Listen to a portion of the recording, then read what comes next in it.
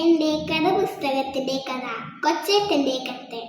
പ്രിയ DCL കുടുംബാംഗങ്ങളെ, ഇടുക്കി ജില്ലയിലെ Prakash city എന്ന എൻ്റെ കൊച്ചു ഗ്രാമത്തിലെ പ്രഭാത് പബ്ലിക് ലൈബ്രറി എന്ന ഞങ്ങളുടെ വായനാശാലയിൽ അപ്പൻ ഞങ്ങൾക്ക് അംഗത്വം എടുത്തു തരുന്നത് ഞങ്ങൾ 4ാം ക്ലാസ്സിൽ പഠിക്കുമ്പോഴാണ്. അന്നു മുതൽ പുസ്തകങ്ങൾ ഞങ്ങളുടെ കൂട്ടുകാരായി എന്ന് മാത്രമല്ല, വായിച്ചു കഴിഞ്ഞവയോട് വലിയ സ്നേഹവും വായിക്കുവാനുള്ള പുസ്തകങ്ങളോട് വലിയ ആകാംക്ഷയും ഞങ്ങളിൽ വളർത്തിയിരുന്നു. ഒരാഴ്ച ഒരു പുസ്തകം എന്ന വ്യവസ്ഥയിലാണ് അപ്പൻ ഞങ്ങളെ ലൈബ്രറിയിൽ അംഗങ്ങളാക്കിയത്. ഞങ്ങൾ അത് വായിച്ച് അതിൻ്റെ സംഗ്രഹം വീട്ടിൽ പറയണം എന്ന ധാരണയും ഉണ്ടായിരുന്നു. അച്ചാച്ചൻ എന്ന് വിളിക്കുന്നത് അപ്പന് ഏറെ ഇഷ്ടം. യാത്രാ വിവരണങ്ങളും ചിന്താഭാരമുള്ള നോവലുകളുമായി ഇരുന്നു. അച്ചാച്ചൻ്റെ അംഗത്വം കൂടി ചേർന്നപ്പോൾ ഞങ്ങൾക്ക് ഒരാഴ്ച 4 പുസ്തകങ്ങൾ എടുക്കാം എന്ന ആഹ്ലാദവും ഉണ്ടായിരുന്നു. ഞങ്ങൾ ബാലസാഹിത്യവും ശാസ്ത്ര നോവലുകളും കവിതകളും നോവലുകളും വായിക്കുവാൻ അപ്പൻ നിരന്തരം നിർബന്ധിച്ചു. എഴുത്തുകാരുടെ പേരും അവർ എഴുതിയ മറ്റു കൃതികളും അച്ചാച്ചൻ ചോദിച്ചിരുന്നു. ബഷീറിൻ്റെ ബാല്യകാലസഖിയും അന്തിനാട് ജോസിൻ്റെ ബാബുമോനും ലളിതാംബിക അന്തർജനത്തിൻ്റെ മാണിക്യനുമെല്ലാം വായിച്ച് ഞങ്ങൾ വിങ്ങി വിതുമ്പിക്കരഞ്ഞ് എത്ര ദിനാന്തങ്ങൾ. വേളൂർ കൃഷ്ണൻകുട്ടി, തോമസ് പാല തുടങ്ങിയവരുടെ സാഹ്യ ഗ്രന്ഥങ്ങൾ വായിച്ചു ചിരിച്ചു മറിഞ്ഞ് രസിച്ചതും എല്ലാം ഇന്നലത്തെ പോലെ ഓർക്കുന്നു. എന്നാൽ മുതിർന്നപ്പോൾ ഞങ്ങൾ ഒരു കാര്യം തിരിച്ചറിഞ്ഞു.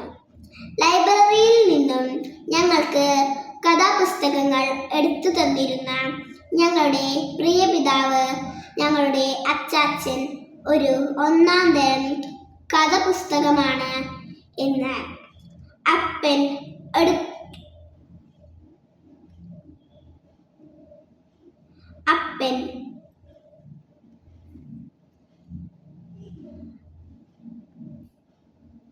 എടുത്തു തന്ന കഥാപുസ്തകം വായിക്കുന്നതോടൊപ്പം അപ്പൻ എന്ന കഥാപുസ്തകത്തെയും ഞങ്ങൾ വായിക്കണം എന്ന് ബാലസാഹിത്യത്തിൽ അപ്പൻ ഞങ്ങൾക്ക് ബാലസാഹിത്യമായിരുന്നു.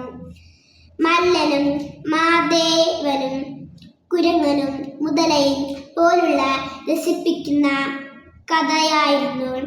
അപ്പൻ കൗമാരത്തിൽ ശരിയായ തീരുമാനങ്ങൾ തെറ്റാതെ എടുക്കാൻ നിർബന്ധിക്കുന്നു. ഞങ്ങൾ കുറ്റങ്ങളും കുറവുകളും കള്ളത്തരങ്ങളും എല്ലാം കണ്ടുപിടിക്കുന്ന അത്ഭുത ശക്തിയുള്ള ഫാൻഡവും മാൻഡ്രേക്കും ഡിറ്റക്ടീവ് മഹേഷും CAD പുഷ്പ രാജുമൊക്കെയായിരുന്നു. ഞങ്ങളുടെ അപ്പൻ ഞങ്ങളുടെ എല്ലാ തട്ടിപ്പും വെട്ടിപ്പും കണ്ടുപിടിക്കുന്ന സൂപ്പർമാൻ. ഞങ്ങൾ മുതിർന്നപ്പോൾ അപ്പൻ ഞങ്ങൾക്ക് വിക്ടർ ഹ്യൂഗോയുടെ പാവങ്ങളിലെ കള്ളനോട് ക്ഷമിക്കുന്ന ബിഷപ്പ് ആയി മാറി. പിന്നെ മക്കൾക്ക് പഠിക്കാനായി സ്വന്തം അസ്ഥികൂടം മുൻകൂട്ടി വിൽക്കുന്ന ഡാഗ്യോ റിക്ഷാ വലിക്കാരനായി. ഇന്ന് അപ്പനെ വായിക്കുമ്പോൾ അപ്പൻ ഞങ്ങൾക്ക് ആരെങ്കിലും എഴുതിയ കഥയല്ല, ഞങ്ങളുടെ ജീവിതത്തെ രൂപപ്പെടുത്താൻ, ഞങ്ങളെ രക്ഷിക്കാൻ, അങ്ങയോട് ക്ഷമിക്കാൻ, ഞങ്ങളെ സ്നേഹിക്കാൻ, ഞങ്ങൾക്കായി സ്വന്തം ശരീരവും രക്തവും നിങ്ങൾക്ക് വേണ്ടി മാത്രം എന്ന് മാത്രം പറയുന്ന ദൈവപുത്രനായ ക്രിസ്തുവായി ഞങ്ങളുടെ പിതാവും കുടുംബത്തിൻ്റെയും കുരിശുഭാരം ചുമന്ന് ഞങ്ങൾക്ക് ജീവനുണ്ടാകുവാൻ സ്വന്തം ജീവനർപ്പിച്ച രക്ഷകനായി 2026 ജനുവരി 17 ഞങ്ങളുടെ അച്ചാച്ചൻ ഈ ലോകത്തിൽ നിന്ന് സ്വർഗത്തിലേക്ക് യാത്രയായി.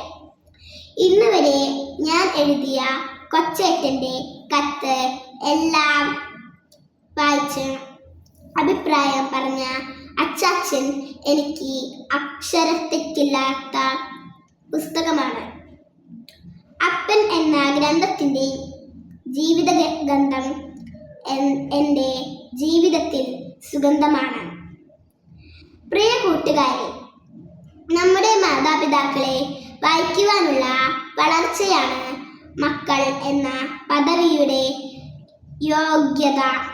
നിങ്ങളുടെ മാതാപിതാക്കൾ നിങ്ങൾ വായിച്ചു തീർന്ന നല്ല പുസ്തകങ്ങളാകട്ടെ, ആ ജീവിതങ്ങളുടെ ദൃശ്യവീക്ഷകരമാകട്ടെ.